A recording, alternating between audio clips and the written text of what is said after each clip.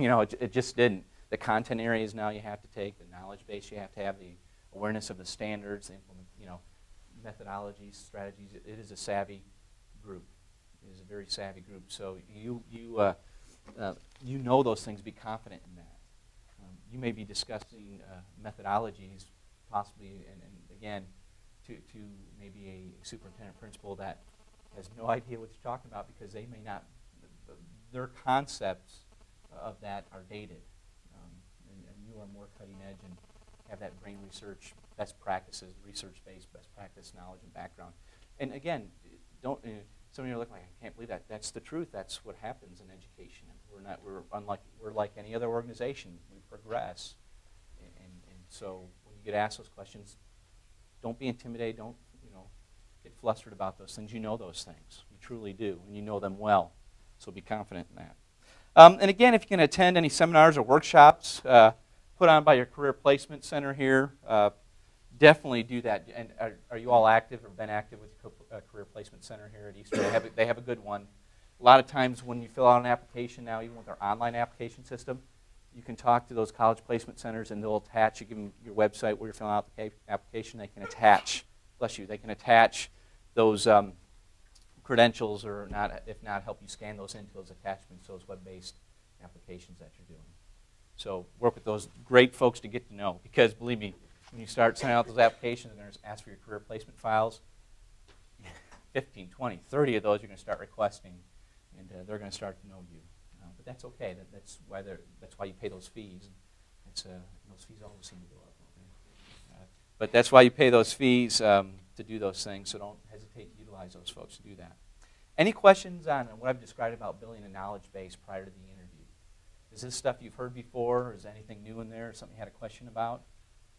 Important stuff. Know what you're going into and know what it's about. Okay. Psyching up for the interview is the next section that I want to talk a little bit about.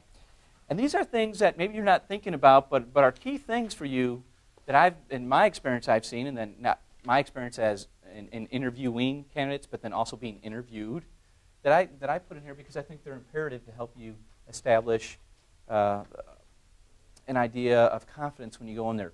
When you go into an interview, folks, you have to go in there with the mindset that you're good at what you do, and that you're somebody that somebody's interested in. If you don't have that confidence, and you can't, demonstrate that confidence to me across the table, how are you going to do that? What am I going to think? How are you going to do that in a classroom full of 20 or 30 students? Okay, so have that confidence. And know that you're good at what you do. You've graduated, the light's at the end of the tunnel, you're getting ready to go out. This should be exciting times for you. And I will tell you this too, and most HR folks won't tell you this, but this is an opportunity for you too. You're interviewing me also as an interviewer. Is this a district you want to work for? Is this a place where I want to be? Does this school have a climate and culture that's going to help me grow professionally? Okay? These are things that you need to ask yourselves too. Am I a good fit here? And that's perfectly fine because the two have to match. But those are things you need to ask yourself and think of when you're going, right before you go on that interview too. And I'll tell you this, if you get called for an interview, you're doing good.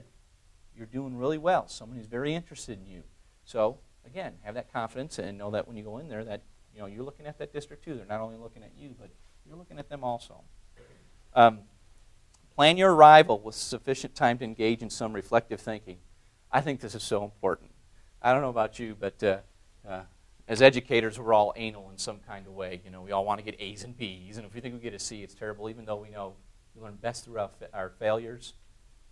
That's how you learn the most is through your failures, but we don't like to think that in education.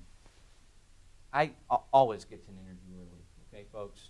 If it's 15 minutes early, that way you have 5 or 10 minutes in your car you can sit or get a cup of coffee in the area or to find out where you're going.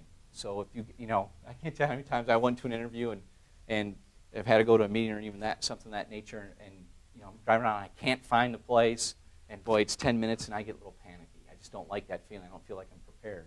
Same thing with you. And you don't want that anxiety going into the interview. Get there early. Get there 15 minutes early. A lot of times you go and sit in the office 15 minutes early, and it's a great time to engage with discussions with that secretary, because that's what we train our secretaries in HR to do in education. make the candidate feel comfortable, engage in discussion, ask if they like some water, coffee, tea, something of that nature. Thank you. Ask them all those questions to put them at ease. So don't hesitate to come in early, all right? That's fine. We see the building, not a problem. Sit, and you'd be amazed what you can sit and learn just sitting in an office for 10 or 15 minutes. A lot of action. You can know what kind of day is going on in the building by just having that experience. But get there early. The next one, if possible, take off a day before, at least an entire day for the interview. If it is late afternoon or evening interview, give yourself some time to rewind or unwind. Very important, too, because you'll find after that interview, you'll get in your car and you'll start driving back, and you'll start, the questions will start going, did I answer that the right way? Why did I say that? Oh, I should have pulled from that. I get that all the time, and then people call me back or say something. And that's all right. I mean, that's just part of it. But give yourself some time for that. If you're going to go for an interview in the morning and you're working that afternoon, make sure you schedule it real early so you give yourself some time to get back. If you're going to go an interview mid to late afternoon, I'd say take the day off to do it. And you'll definitely need that. That's just for you. And again, like anything else, take notes. And this isn't in here, but take notes after your interview.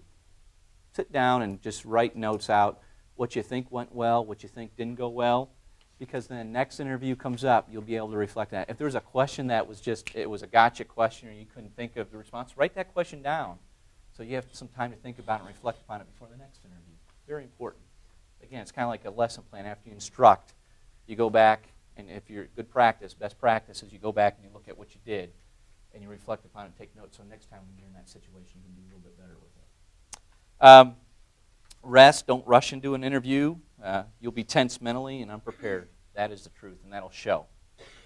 Do not rush into an interview. Rest. Give yourself some time.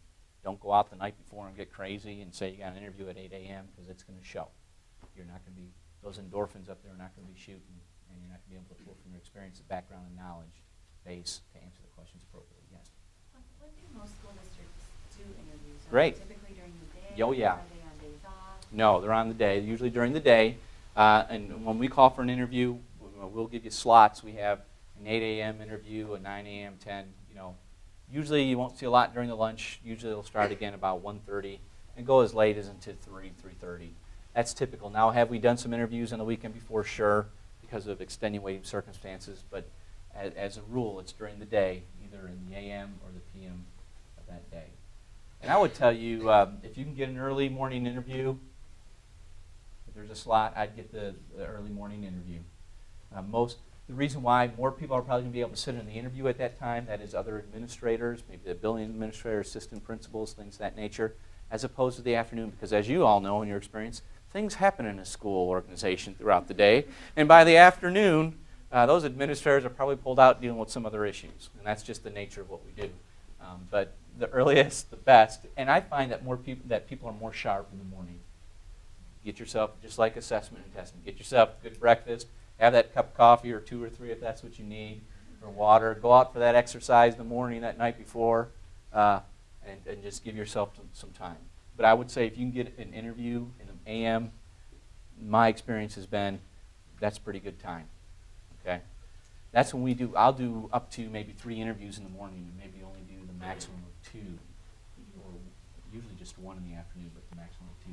I mean, it's a long day, and if you have to wait till 3 o'clock for an interview sometimes, I mean, that's you can get wiped out.